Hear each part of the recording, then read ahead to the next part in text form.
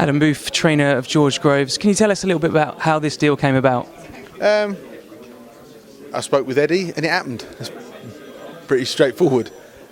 Eddie didn't approach you, so you were looking for a new promoter for George Way. Is that how it happened? Well, no, I was considering lots of different things. The most important thing is what was right for George's career and in a fighting sense. And so spoke to Eddie and here we are today and he's fighting on Saturday.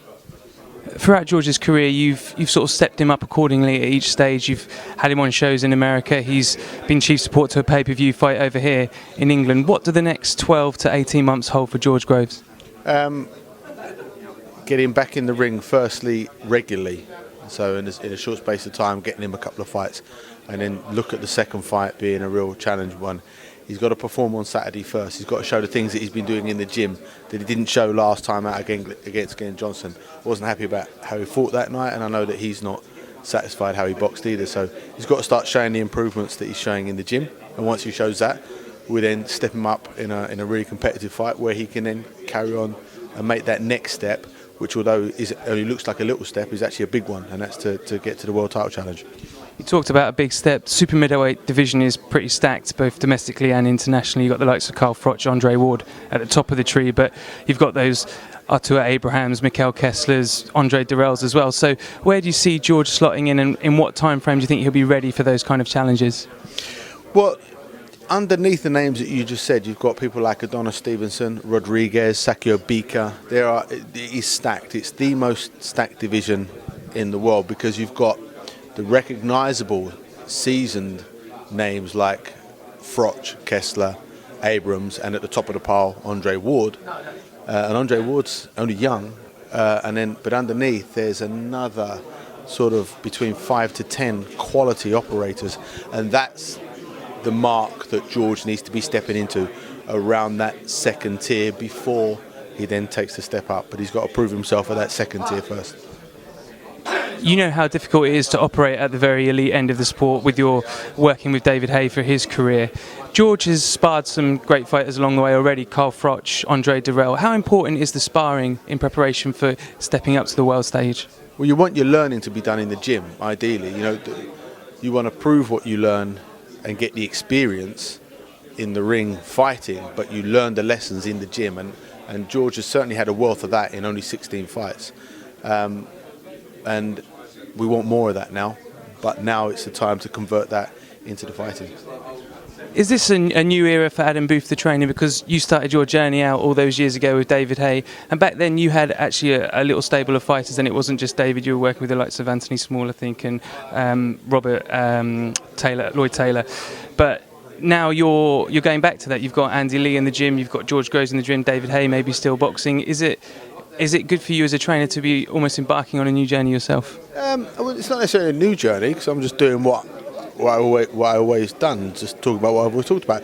I think people are sort of looking at David Haye's career being a different chapter. And of course, David's career has come to an end. So my career as a coach and a manager doesn't necessarily include David now. So that's the only new thing. But in terms of how I see boxing and what I do when I get into the gym, it's the same as it's always been.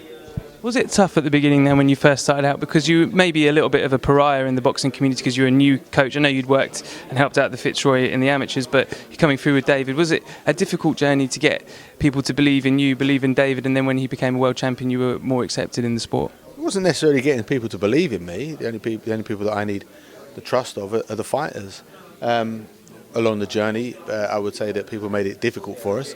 It's not easy to stay independent in this sport. Firstly, and secondly, looking back to step into the sport, having not been involved in it in a managerial aspect, and the journey that we've gone through, I had to learn a lot of lessons, and I had to learn at the sharp end. I think I did. And I think overall David Haye's career was a huge success, and now all I'm doing is using those experiences to offer the advice to new young fighters. There's not many boxers and managers that can come away from a Don King fight straight into a Frank Warren fight and come away with no options on their fighter. You must have learned some tough lessons going through those big fights. Yeah, learned at the sharp end, and because the thing that matters the most is that the fighter wins. You know, if you've got a fighter that is a good fighter and he wins and he performs, then you have the ability to then negotiate and have it how you want it to be, as long as you don't, as long as you don't commit too soon. And David Haye was always a risk taker. He was always prepared to roll the dice, and that gave me the luxury with his confidence to steer it the way that I did, and yeah, it's very satisfying. How do you evolve as a trainer, Adam? Because in the program, there's not necessarily a structured sort of training course setup like there is maybe in the amateurs. So, is it a lot of it is just learning and on the road and your own techniques that you've developed over time, or did you have a mentor when you first started out as a boxing coach? No, when my mentors when I started boxing at the age of 13, all the way when I was boxing was watching guys like Ray Leonard and Roberto Duran, Wilfred Benitez, guys like that. That's my education.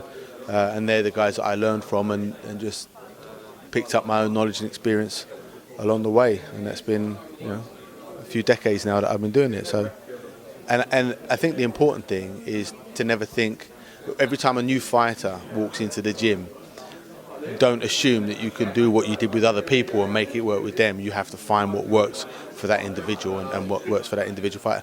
And that's what keeps me excited. Brilliant. Best of luck.